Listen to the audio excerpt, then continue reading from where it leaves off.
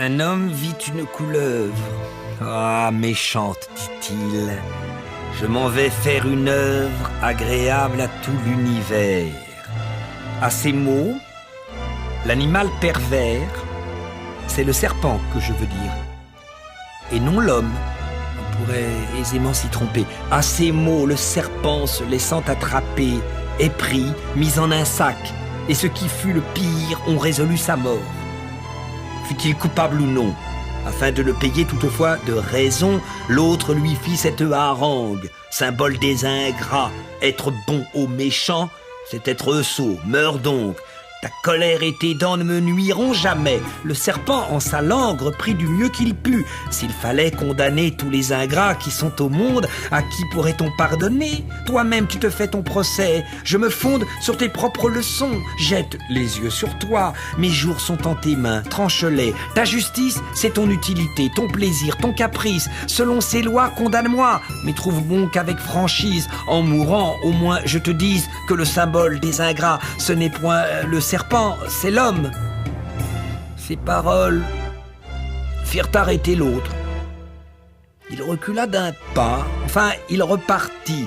Tes raisons sont frivoles. Je pourrais décider car ce droit m'appartient, mais rapportons-nous-en. Soit fait, dit le reptile. Une vache était là. On l'appelle, elle vient, le cas est proposé. C'était chose facile. Fallait-il pour cela, dit-elle, m'appeler? La couleuvre a raison, pourquoi dissimuler? Je nourris celui-ci depuis longues années. Il n'a sans mes bienfaits passé nulle journée. Tout n'est que pour lui seul. Mon lait et mes enfants le font à la maison revenir les mains pleines. Même j'ai rétabli la santé que les ans avaient altérée. Et mes peines ont pour but son plaisir ainsi que son besoin. Enfin me voilà vieille. Il me laisse en un coin, sans herbe, s'il voulait encore me laisser paître, mais je suis attaché. Et si j'eusse eu pour maître un serpent, eût-il su jamais pousser si loin l'ingratitude? Adieu, j'ai dit ce que je pense. L'homme tout étonné d'une telle sentence dit au serpent « Faut-il croire ce qu'elle dit? C'est une radoteuse, elle a perdu l'esprit. » Croyons ce bœuf, croyons, dit la rampante bête. Ainsi dit, ainsi fait, le bœuf vient à pas lents. Quand il eut ruminé tout le cas en sa tête, il dit que du labeur des ans.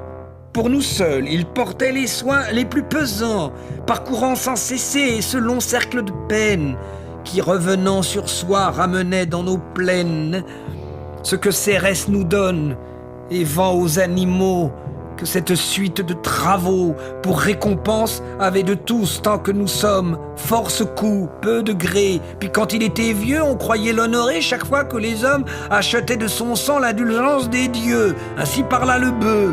L'homme dit faisons taire cet ennuyeux déclamateur. Il cherche de grands mots et vient ici se faire au lieu d'arbitre l'accusateur. Je le récuse aussi.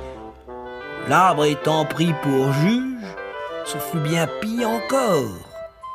Il servait de refuge contre le chaud, la pluie et la fureur des vents. Pour nous seuls, il ornait les jardins et les champs. L'ombrage n'était pas le seul bien qu'il sût faire. Il courbait sous les fruits, cependant pour salaire, un rustre l'abattait. C'était là son loyer. Quoique pendant tout l'an libéral, il nous donne ou des fleurs au printemps ou du fruit en automne. L'ombre, l'été, l'hiver, les plaisirs du foyer, qu'on ne les mondait-on sans prendre la cognée. De son tempérament, il eût encore vécu. L'homme, trouvant mauvais que l'on l'eût convaincu, voulut à toute force avoir cause gagnée. Je suis bien bon, dit-il, d'écouter ces gens-là. Du sac et du serpent, aussitôt il donna contre les murs.